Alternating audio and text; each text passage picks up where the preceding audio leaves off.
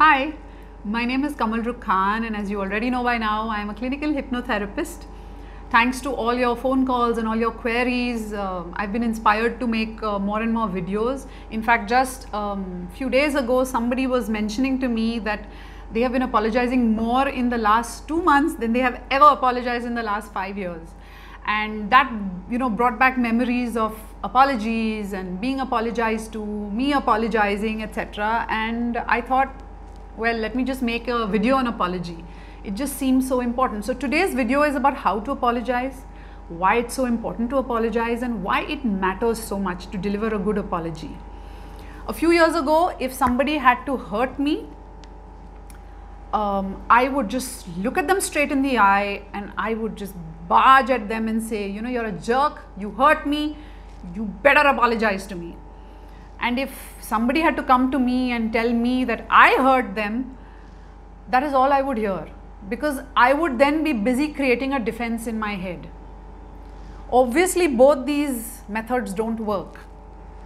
So the question is, what is the heart of a really heartfelt apology? According to me, the 3 most important words in any language are I am sorry.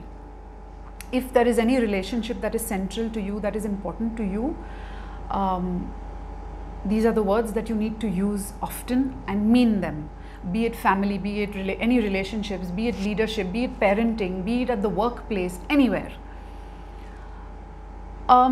Apologies are a gift to the person you are apologizing to.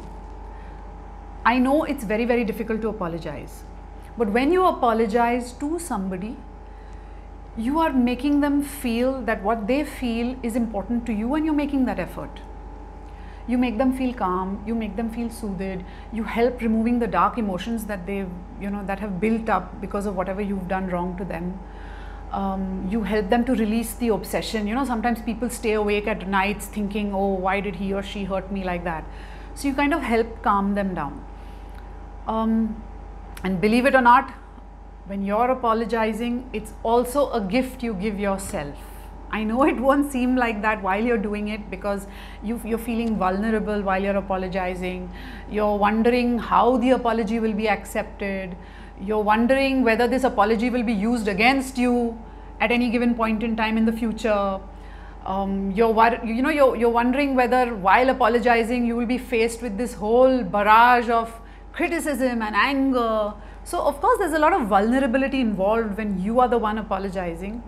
But trust me, in the long run, it is a complete gift to yourself, because you grow in maturity, you grow in integrity, you grow in self-respect, you grow in resilience.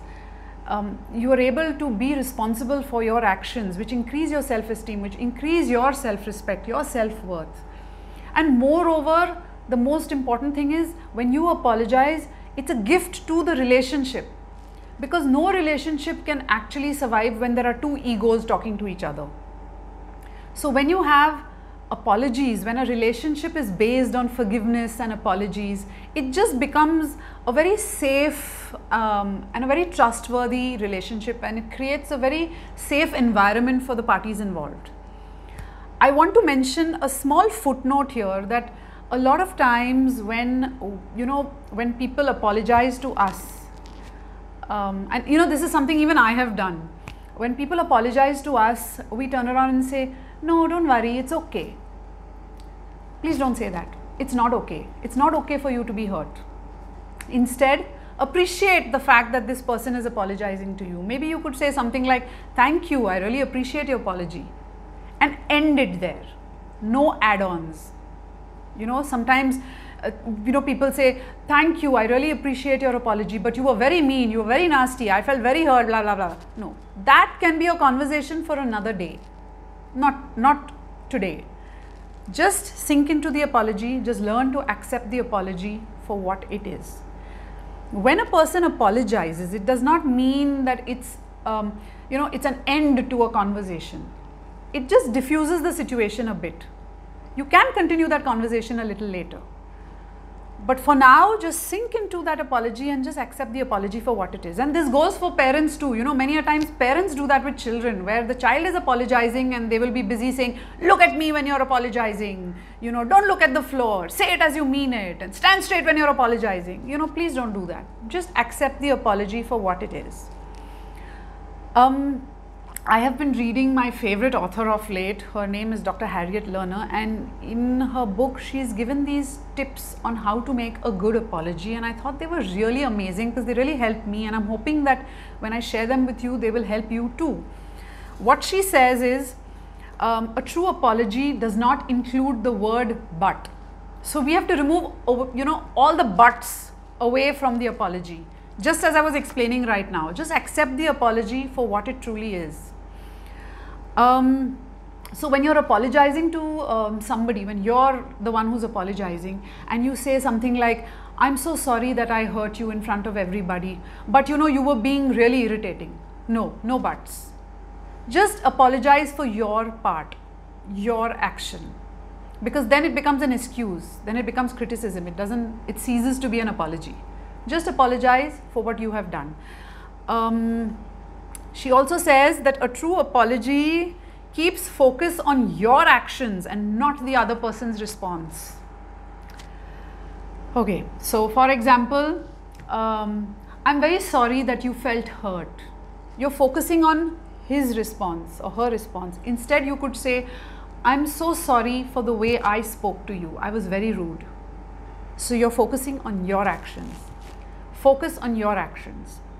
A good apology includes an offer of reparation that fits the situation. You know, like for example, if I have borrowed something from you, this is a very simple example I'm giving you. If I've borrowed something from you and I break it, so obviously I'll apologize for it, but I will also take the effort to replace it for you, or buy another one for you, or pay, you know, money so that you can buy another one, etc. This is just a simple one, but you get the gist. A true apology does not overdo. This is something that a lot of people have a problem with. There was a case where this daughter had come to me regarding issues that she had with her mother, and obviously after a couple of therapies she went and spoke to her mother about it, and the mother was extremely remorseful, and she was feeling very guilty, and she was crying, and she was like all over the place, and invariably the daughter only had to take care of her. So if the mother wanted to apologize, she could have done it in a less overdone manner. This was too overdone, wherein the daughter's apology was lost. Her focus was totally on the mother's reactions then. Also, a lot of times women do that, you know, they're apologetic for going to work and leaving the child at home. They're apologetic for not having a child. They're apologetic for talking too much. They're apologetic for like everything, for like breathing, you know, so don't overdo the apologies. She also says a true apology doesn't get caught up in who is to blame or who started it. You apologize for your part even if the other person can't see their part. Very big one and very important one. You apologize for your part irrespective of whether the other person has realized their mistake or not. And this can be very difficult but doable. And also I think this is a time when just as the other person shows their worst self to you, you are called upon to show your best self, and that can be quite challenging. A true apology requires that you do your best to avoid a repeat performance.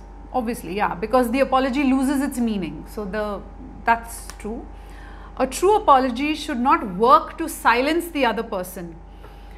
This happens a lot, you know, if for example, the husband's had an affair, he's apologized to the wife, but you know, just because he's apologized to the wife, it doesn't mean that it just magically disappears. It takes the wife also some time to understand and to assimilate all of this. And so many a times you'll find the husbands say things like, how many times have I apologized to you? I've apologized 20 times to you. You know, what can I do now? So sometimes these apologies are just said to shut people up. No, you have to give the person a chance, you know, some space to kind of assimilate it and take his or her own time to get through it. A true apology should not be made to make you feel better if it makes the hurt party feel worse. A very good example of this is, between girlfriends and boyfriends. One of the parties, suppose if the girlfriend decides to end this relationship because she's thinking this relationship won't go anywhere. Hypothetical situation. So now the guy is pursuing her, apologizing to her, sending her flowers, sending her emails, sending her letters, calling her incessantly. No. Respect that she wants to call off the relationship. You've apologized once, respect it. So don't, just to make yourself feel better, you can't make the other one feel worse by your apology. And the last, but very, very, and this touched a chord. This I really felt. A true apology does not ask the hurt party to do anything, not even to forgive. An apology is not a bargaining tool to get something back.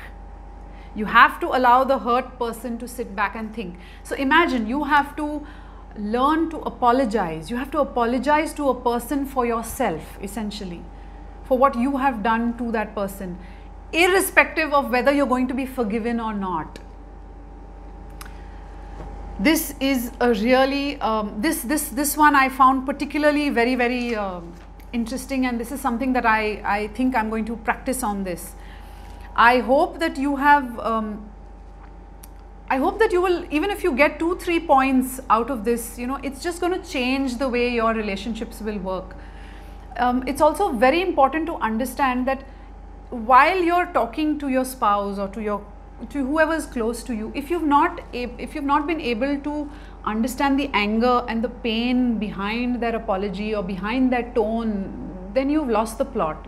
Many a times you have, like, for example, I'm just giving you examples so it's easier to understand.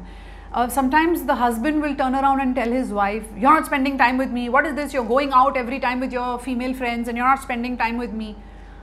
And they have this whole huge argument about that.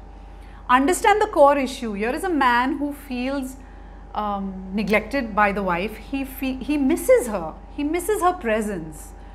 So it's very important for us to also understand the underlying meaning of what people are saying to us in any relationship before we can just start this huge argument, which therefore requires us to apologize. I hope you have enjoyed this video, and I hope this video adds value to your life as it's kind of added to mine. As usual, if you have any questions, please feel free to contact me. My coordinates are mentioned down. You have them already, so you can contact me. Stay safe. God bless.